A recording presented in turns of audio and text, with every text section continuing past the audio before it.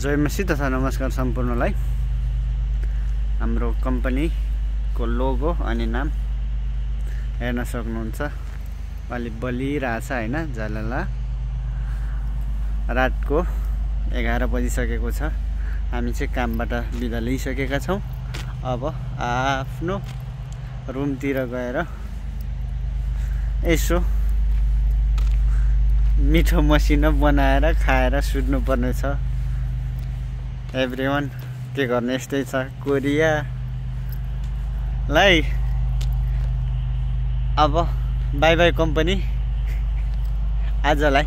भोलि त फेरि उठ्ने बित्तिकै आउनु परि नै हाल्छ है। यस्तै छ पूर्वेलीको दैनिकी। हेर्न सक्नुहुन्छ बाहिरको भ्यू तपाईहरुलाई देखाउन गइरहेको छु। बिजुली बत्ती जताततै झलल्ल छ, हेर्न सक्नुहुन्छ एभ्रीवन। Ну, тогда не прорывайтесь ко мне. हामी चाहिँ रुम जाँदैछौँ है एभ्रीवन। बाटो देख्न सक्नुहुन्छ। रातको 11 बजी चाहिँ खासै गाडी नआइसकेको छ, भिडभाड छैन ल।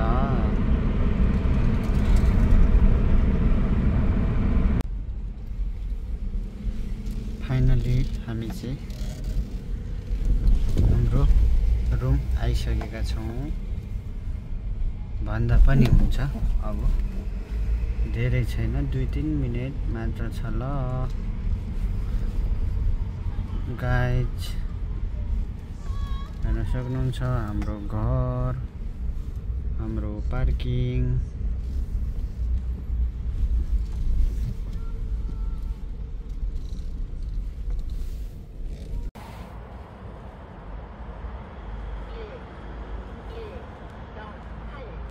번호를 눌러주세요.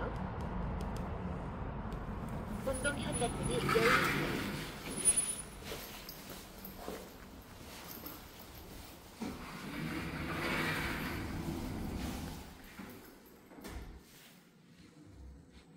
मेरो लिफ्ट पनि आइसक्यो। म चाहिँ अब चढ्ने छु गाइज। हेलो। खासै थकाइ त लागेको छैन र निन्द्रा चाहिँ लागेको छ गाइज। एकछिन वेट गर्नु ल, म माथिबाट पनि भ्यू तपाईहरुलाई देखाउने नै छु। आइसक्यो।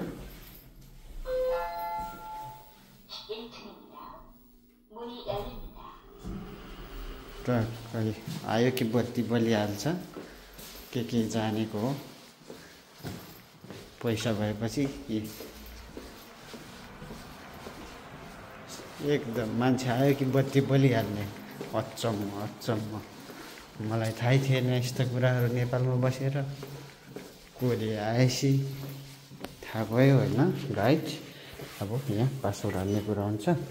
पासपोर्ट हानेन, माथिबाट भ्यू देखाउँछु ल तपाईहरुलाई, हेर्नुस् ल।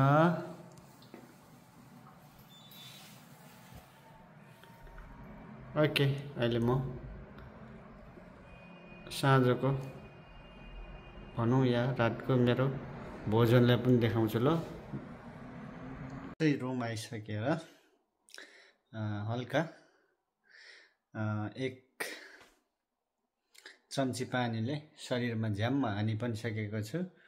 र हेर्न सक्नुहुन्छ तपाईहरुले मेरो 11:30 बजेको भोजनमा चाहिँ यो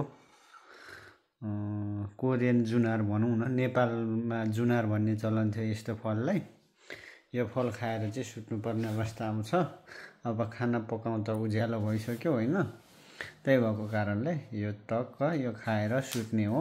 तर म अरू दाजुभाइ दिदीबहिनीहरू भन्दा चाहिँ म एकदमै जागरिलो, किनकि खाना पकाउनु अल्छी लाग्छ। त्यही भएर यो फलफुल भए पनि हुने। अनि त्यस पछाडि एउटा रामेन, के कोरियनमा रामेन भन्छ, एउटा यत्रो पोका वाला त्यो चाउचाउ, 1 प्याकेट चाउचाउ भए हुने खालको छु। हस् त, थ्याङ्क्स फर वाचिङ गाइज। अर्को भिडियोमा भेटौँला। धन्यवाद।